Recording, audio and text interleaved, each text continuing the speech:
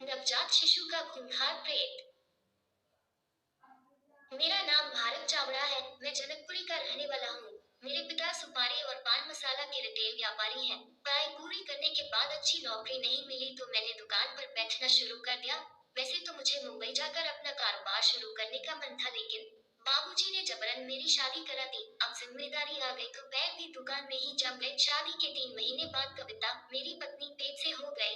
हम दोनों इतनी जल्दी बच्चा नहीं चाहते थे, इसीलिए दवाई से हमने बच्चा गिरा देने का मन बना लिया। इस बात को हमें घर के लोगों से छुपाना ही था, क्योंकि यह बात अगर उन्हें पता चलती तो वह हम दोनों को घर से ही निकाल देते। हमने चुपचाप बड़े अस्पताल जाकर यह काम किया। शायद यही भयानक गलती हमें नहीं करनी चाहिए थी। मुझे आज भी याद है, कविता गहरी नींद से भड़क कर जाग गई थी। उसकी सूरत पर गजब का खौफ था। एक पल के लिए तो मुझे लगा कि उसकी सांस बैठ गई, लेकिन बुरी तरह हौंफते हुए जब उसने अपने पेट की ओर देखने को कहा तो मेरे रोंगटे खड़े हो गए। उसका पेट बुरी तरह नीला पड़ चुका था और बार बार फूल रहा था, फिर बैठ जाता। मैंने गौर से देखा तो उसकी त्वचा पर कभी नन्हे शिशु के पंजे तो कभी उसका छोटा सा चेहरा उभर आता। वही दिल दहला देने वाला मंजर था।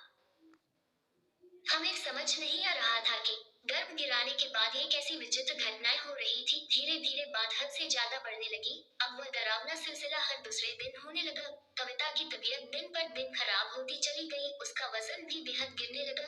ये सब देखकर मेरी माँ ने हम दोनों की क्लास ली। थोड़ी देर आनाकानी करने के बाद कविता ने रोते रोते सब सच बता ही दिया। तब मेरी माँ ने उसे तो कुछ न कहा, लेकिन मुझे करार चांटा मारा।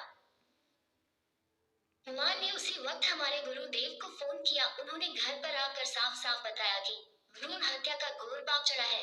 आपकी संतान प्रेत योनि में गई है। कई हजार वर्ष भटकने के बाद उसे मनुष्य शरीर मिलने वाला था। आप दोनों के कुकर्म से अब उसे वह सारे फेरे फिर लेने होंगे, इसलिए वह आप दोनों पर बार बार मरण तोड़ वार करेगी। सावधान रहना। माँ ने उनसे इस समस्या का उपाय पूछा, लेकिन उन्होंने क्रोध प्रकट करते हुए बोल दिया, मैं अजन्मा बच्चों के हत्यारों की मदद नहीं करता। इतना बोलकर वह लौट गए।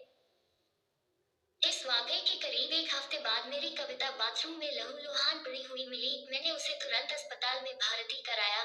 डॉक्टर ने बोला गर्भपात की वजह से रिएक्शन हुआ है। अब कविता कभी मां नहीं बन पाएगी। हम दोनों अंदर ही अंदर समझ रहे थे कि किस पाप की सजा मिल रही है। मेरी पत्नी उसके बाद करीब 1 साल तक बीमार ही रही। शरीर तो गया, लेकिन उसके साथ साथ उसकी मानसिक हालत भी खराब होने लगी। मुझे कई बार रात में छोटे बच्चे की रोने और चीखने की आवाजें सुनाई देती हैं। नींद में अचानक ऐसा महसूस होता है कि कोई बच्चा बार बार मेरे चेहरे को छूने की कोशिश कर रहा है। एक दिन अचानक कविता के माता पिता उसे घर ले गए ताकि उसकी हालत में कुछ सुधार हो सके। उस रात अकेले में मुझे बेहद डरावने सपने आ रहे थे। थोड़ी देर हुई तो खून की उबकाएं आना शुरू हो गया। मैंने बिस्तर से उठकर देखा तो अंधेरे में मेरे सामने एक विकराल शिशु हवा में तैर रहा था। मैं ये सब देखकर बौखला गया। मैंने जोर की चीख लगाई और बेडरूम से बाहर भागा। घबराहट के मारे मेरा पैर फिसला और मैं सीढ़ी से नीचे जा गिरा।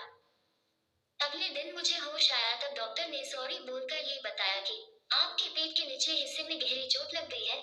आप अब कभी पिता नहीं बन सकते हैं। हम दोनों पति पत्नी अब मौत के इंतजार में जी रहे हैं। उस नवजात बच्चे के प्रेत का अगला वार कब होगा, इसी डर के साए में पल पल गुजरता है।